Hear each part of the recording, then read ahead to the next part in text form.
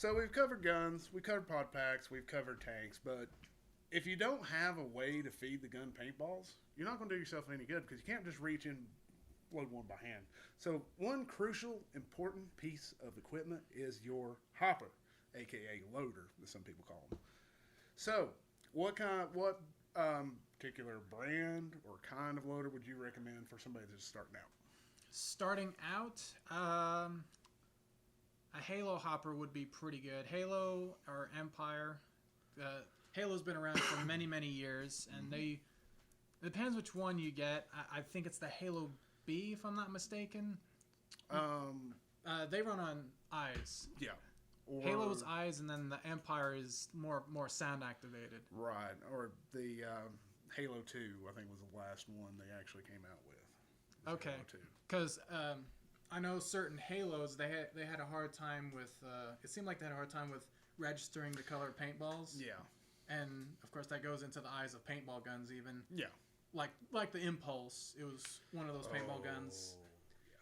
Yeah. If you, I think the first eyes they made for it was better at reading the brighter color paint than the darker. On the darker side. It's like anything dark coming in the breach, it just had a hard time reading it. But you put something fluorescent there, and it's fine. So if you do get a Halo hopper, you can easily get one, $20. But make sure it's like one of the more newer models. That way you know Definitely. for sure it's going to work out for you. Definitely. Another one I recommend, it's really good, really fast hopper, is the View Loader Velocity.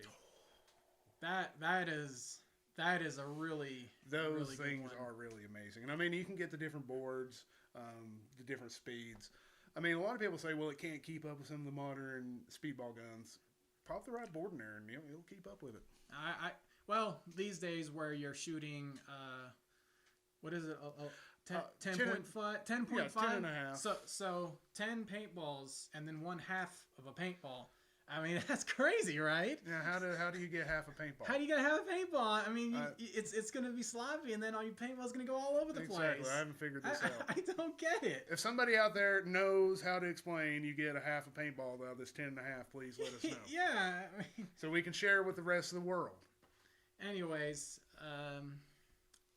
yeah. So View Loader Velocity, great hopper. Definitely, in my opinion, definitely holds a candle to your modern stuff, like your rotor, die rotor, which is what I'm currently using now, or Empire Prophecy. That's the other hopper I have. Excellent hopper. An eggy? Huh? Egg? So Well- everybody needs to at least own an egg in their life so they can enjoy I've breaking owned an the egg. lid. I've owned an egg. So you can enjoy breaking the lid. They're great hoppers. Lids suck. They are the worst lids, and if you, all you have to do is just hit the lid just right, and it's. Yeah, you can't say you're an OG paintball player until you've broken an egg lid. Yeah. So they're fragile like eggs. They are quite fragile. So I'm going to step outside the OG spectrum here for them. We're going to go a little modern here as far as hoppers go. And I'm going to keep this on a budget because, you can go with Spire 3. It's like everybody has a Spire 3 or a Rotor 2. Great hoppers, but you're looking at $200 some, another 50, 30, whatever for a speed feed. And, if you want a little rechargeable kit, I mean, you could easily spend $300 on this hopper. But if you're on a budget, I highly recommend one of two hoppers. The Virtue IR or the TFX. Or LTR. I'm sorry. TFX is the HK Army version of the LTR. So between those two hoppers you recommend, which one is more maintenance friendly? Maintenance friendly, I haven't really messed with anything but the Virtue Spire, the IR. And it is amazing as far as cleaning. All you do is pop the tray open, slide it out, just wipe it out, and you're good to go.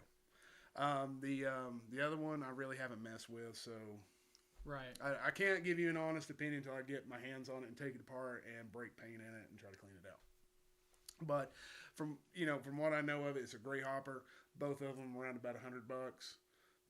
Can't beat them.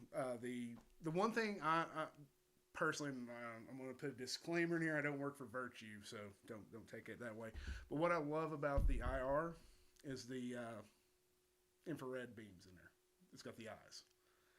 The only complaint that I've kind of heard is if you do break some paint in there, it can block the eyes.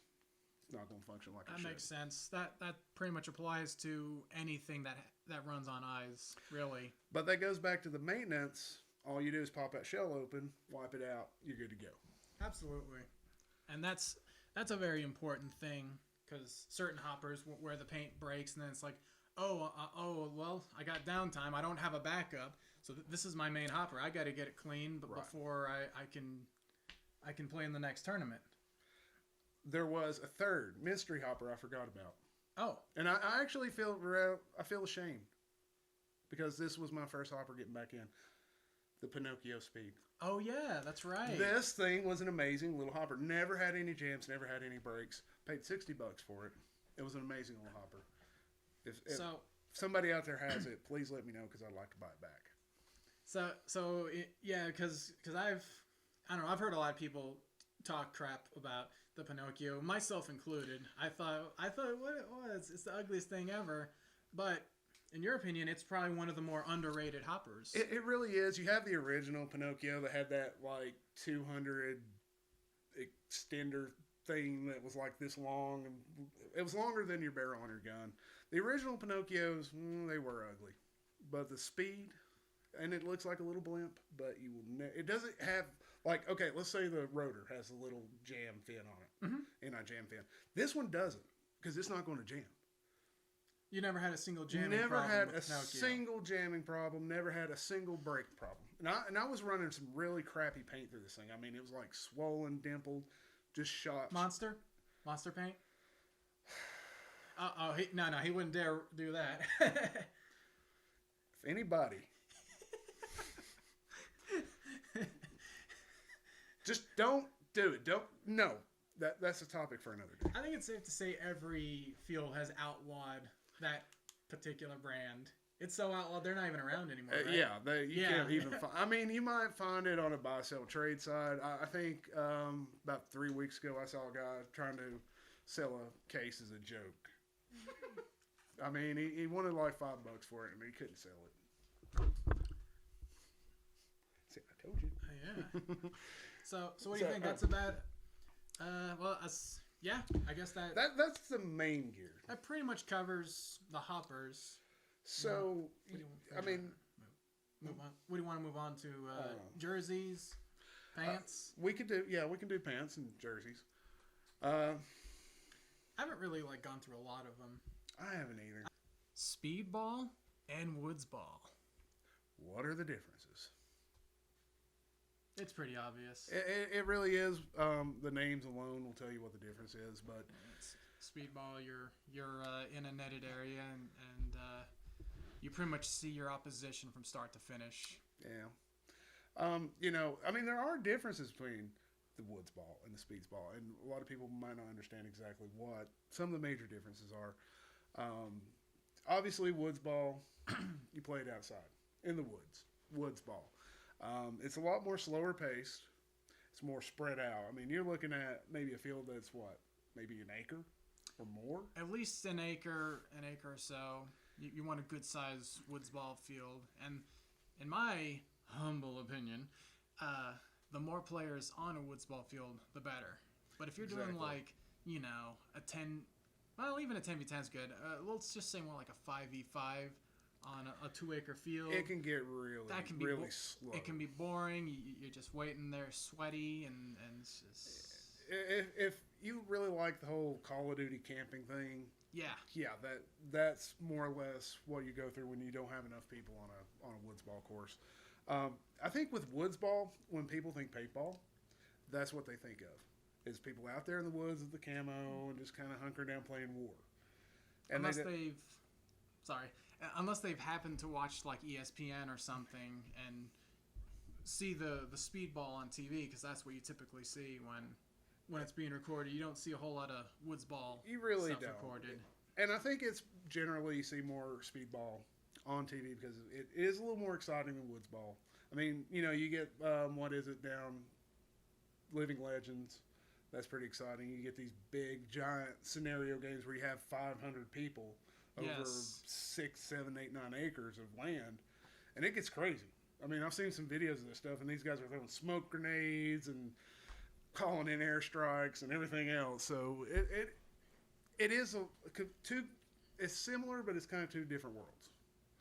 So, you know, and you hear a lot of people say, oh, woods ball, it's terrible. No, speedball's terrible. Ultimately, I mean, I've played both. I like both. It comes down to the individual. The important thing is, it's paintball. No matter if you're decking out in the camo, running around the woods, or you're playing on an airball field, it's all paintball. Yeah, because both are really, really cool. I mean, I do lean more towards speedball nowadays, just because it's more fast-paced, and as I said before, you see your opponents from start to finish. You're not having to wait 15 minutes to shoot somebody. That's, like, to me, the biggest downside. I don't have that patience like I used to. Yeah, me either. It's like, I'm just like, I want to see him and shoot him, and then that's that. Yeah, that's the end of it, you know. And, you know, you can get into a woods ball match, especially if it's not a time match. It can go on all day. Mm-hmm. You know, you get on a speedball, it's what, 3 minutes? And it's done? Typically 3 minutes, especially if it's a 3-on-3. Yeah. Definitely like the 3v3s or 3 minutes. And even then, that 3 minutes when you're out there on the field seemed like the longest 3 minutes of your life. Yeah, sometimes. Yeah. What's she laughing about? I have no idea. That's funny. It's just a funny, dirty joke. Anyways, go ahead. She got a dirty joke in her head. It's amazing. 3 minutes of your life. Anyways, go ahead. Oh, okay, yeah. See, we come up with jokes, we don't even realize it. Oh my god. It's really hard not to. It's paintball. It's paintball. We're gonna have to do like an episode that is rated M for mature with nothing but the dirty jokes of paintball. So yeah, but woods ball's pretty cool. Like you say, the decked out gear. You got the vest, and there's some really awesome paintball pistols. Like you remember the Tiberius? Oh, 8? the Tiberius. That yes. is one of the finest paintball pistols out there, and the I think it's the USP Piranha. Yeah. They used to be like $100 pistols, but I'm sure you can get those for 20. And you can get the what is it, the Didam, or is it the Dimatrix? Or is it Didam? The big futuristic Halo looking thing with a built-in hopper. I'm sure I've seen one, but I'm not.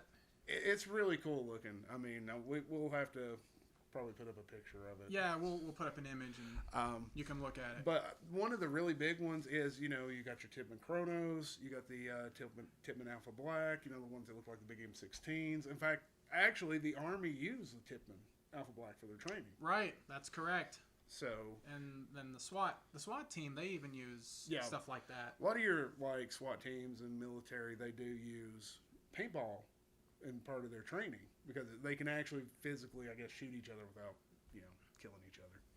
Yeah, and they typically set them 300 FPS or maybe even above that, and they're really neat because they're the smaller caliber. Mm-hmm. Well, that's the Milsim I'm talking about. Yeah, the Milsim. Yeah, because they actually had the little shells that go behind them, and I think they're .43. They're 43 cal size. Yeah, they even make now a 68 cal, the first strike. They have the fins. Yeah. So they're actually more expensive than your regular 68 cals. Yeah, you don't want to end up playing, you know, with even a 3-man 3 tournament with a bunch of first strike. So, like for example, you could spend $55. Of course, this is a rough guesstimate. I don't remember actual prices, you know, so don't quote me on this. But this rough draft, you can spend $55. That's typically what you spend for 2,000 paintballs. Mm-hmm. For your field paint. But if you wanted to get, you know, 68 cal, but if you wanted to get the special, you know, Milsim style, the 43 calibers, you could get 600 for about close enough to the same price. Yeah. So the little smaller Milsim calibers are a little bit more, and even the 68 caliber first strike, they're more expensive. Mm-hmm. I mean, personally, I don't know. I don't use them. So. Yeah. We drifted a little off course. We did drift a little bit off course here. But anyways, going back to the speedball and woods ball. If anybody out there, try both. If you're not sure which one you like, give both a try. It seems like woods ball is a little bit easier to find. Most fields have a woods ball course, but you can always find the air ball field or even a hyper ball field.